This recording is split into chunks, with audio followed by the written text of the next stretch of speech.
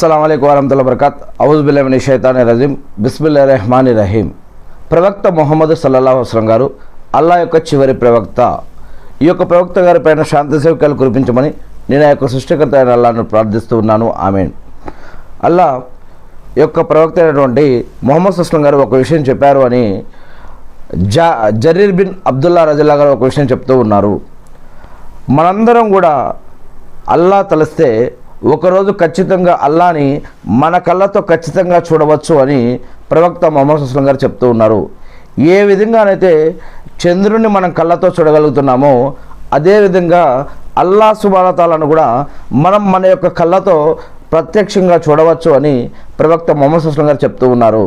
అయితే ఒక విషయం, సూర్యోదయానికి ముందు సూర్యాస్తమయానికి ముందు ఈ 2 వేళల్లో ముందు సూర్యుడు ఉదయించేటప్పుడు సూర్యుడు అస్తమించేటప్పుడు కాదు, సూర్యుడు ఉదయించక ముందు సూర్యుడు అస్తమించే కంటే ముందు ఏదైతే నమాజులు ఉన్నాయో ఆ నమాజులను మీరు సమయబద్ధంగా చేయండి అని ప్రవక్త ముహమ్మద్ సల్లల్లాహు అలైహి వసల్లం గారు చెప్పారు. మరియు ఆ నమాజులు సమయబద్ధంగా చేయడమే కాకుండా మీరు ఆ నమాజులను శాయశక్తులా మీ శక్తి ఉన్నంత వరకు దాన్ని పాటించడం కోసం ప్రయత్నించండి అని చెప్పడం జరిగింది.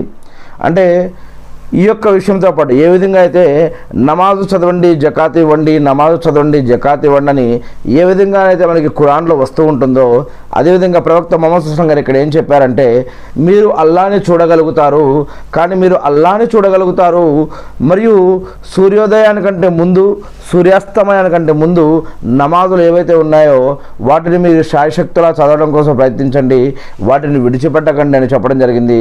మరియు సూర్యోదయానికంటే ముందు సూర్యాస్తమయానికంటే ముందు అల్లాహ్ని ఎక్కువగా స్తుతించండి అని చెప్పడం జరుగుతూ ఉంది.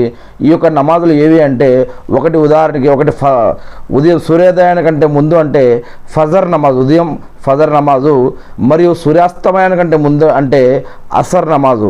ఈ యొక్క నమాజులను మీరు కాపాడుకోండి.